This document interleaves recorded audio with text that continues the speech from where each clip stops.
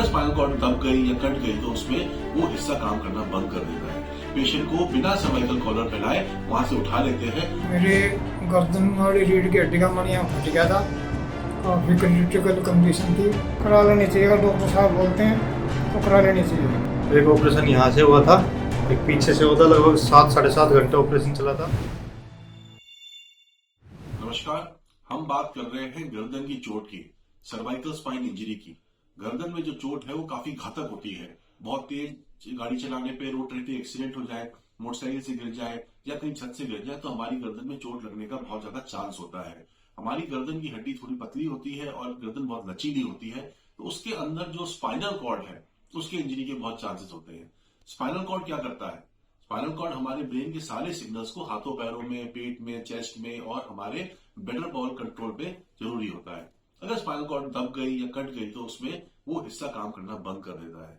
इसीलिए कहा जाता है कि जब कहीं पर एक्सीडेंट हो तो वहां सबसे पहले जो भी वहां पर एक्सीडेंट ग्रस्त है उसको सर्वाइकल कॉलर पहनाना चाहिए, जो कि हम इंडिया में काफी टाइम पे मिस कर देते हैं। पेशेंट को बिना सर्वाइकल कॉलर पहनाए वहां से उठा लेते हैं और उस केस में अगर स्पाइनल कॉर्ड इंजरी नहीं भी हुई है तो वो हो जाती है। एक पेशेंट हमारे पास आए जिनका कि ऐसे ही इंजरी हुई, पर वहां पर उनको शायद सर्वाइकल कॉलर पहना दिया गया। हड्डी में बहुत ज्यादा फ्रैक्चर थे, स्पाइनल कॉर्ड की इंजरी हो सकती थी पर वो बच गई। जब हमारे पास आए तो हाथों पैरों में थोड़ी बहुत कमजोरी थी पर वो चल रहे थे। हमने सीटी स्कैन, एमआरआई, एक्सरे करा के देखा, काफी ज्यादा फ्रैक्चर्स थे और उनको रिपेयर करना बहुत टफ था। हमने चैलेंज को एक्सेप्ट किया। उम्र उनकी 60-65 साल के बीच में थी। हमने पहले आगे से सर्जरी करके हड्डी को सीधा किया, स्पाइनल कॉर्ड पे जो दबाव था उसको हटाया।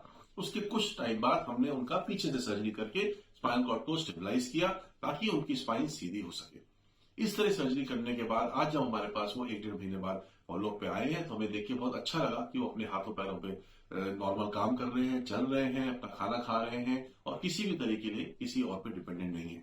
तो ये बहुत इंपॉर्टेंट सलाह मैं आपको देना चाहूंगा कि किसी को भी अगर आप सड़क पे देखें या कहीं दुर्घटना वाले एरिया में देखें कि उसको चोट लगी है तो सबसे पहले उसकी नेक को या सर्वाइकल स्पाइन को स्टेबलाइज करें, क्योंकि हो सकता है तब तक स्पाइनल कॉर्ड में कोई इंजरी ना हुई हो, पर हम जब पेशेंट को वहां से कैरी करके एम्बुलेंस तक या एम्बुलेंस से हॉस्पिटल लेके जा रहे हैं तो एक फ्रेश इंजरी स्पाइनल कॉर्ड को हो जाए और उससे हमारे हाथ पैर काम करने बंद हो जाए। ये एक बहुत इंपॉर्टेंट सलाह हमारे उन केयर टेकर्स के लिए है जो एम्बुलेंस चलाते हैं या जो साइट ऑफ एक्सीडेंट में प्रेजेंट हैं या फिर वो पुलिस वाले जो कि पेशेंट को वहां से घटनाग्रस्त वाले एरिया से हॉस्पिटल तक पहुंचाने में मदद करते हैं। इस तरह की सर्जरी हम लोग अपने हॉस्पिटल में रूटीन में करते हैं और हम कोशिश करते हैं कि हम हर पेशेंट की जान बचा सकें और उसके हाथों पैरों की सुरक्षा की जिम्मेवारी भी लेते हैं।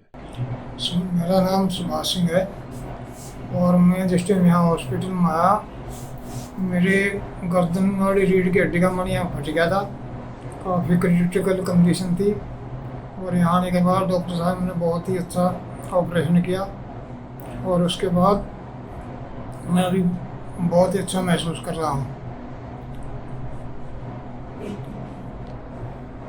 हाथ पैर हिला के दिखाइए कैसे हैं? दूसरा भी चल लेते हैं, खड़े हो लेते हैं। हाँ सर, कोई प्रॉब्लम नहीं है? कोई प्रॉब्लम नहीं। किसी और को सलाह दोगे ऑपरेशन होना चाहिए गर्दन का, नहीं होना चाहिए? होना चाहिए सर। उससे ठीक हो जाते हैं? हाँ बिल्कुल ठीक हो जाता है। लोगों का भ्रम है ना कि स्पाइन की सर्जरी करते ही आदमी खत्म हो जाता है। हाँ बिल्कुल भ्रम है सर।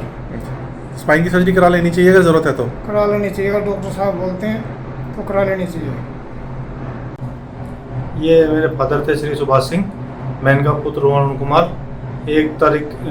1 सात को इनको फ्रैक्चर हुआ था, स्पाइनल इंजरी हुई थी, तो हम 4 तारीख को यहाँ आए थे और 9 तारीख को ऑपरेशन हुआ। एक ऑपरेशन यहाँ से हुआ था, एक पीछे से हुआ था, लगभग 7-7.5 घंटे ऑपरेशन चला था।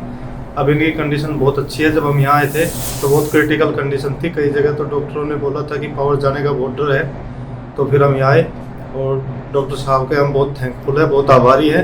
एक किस्म से इनको जीवन दान मिला है नया। कितनी उम्र है इनकी? इनकी लगभग 60 साल उम्र है और अभी बिल्कुल फिट है, अपने आप चल रहे हैं, कितना टाइम हो गया ऑपरेशन? 9 तारीख को ऑपरेशन हुआ था, लगभग 25 दिन। ठीक, धन्यवाद। Thank you.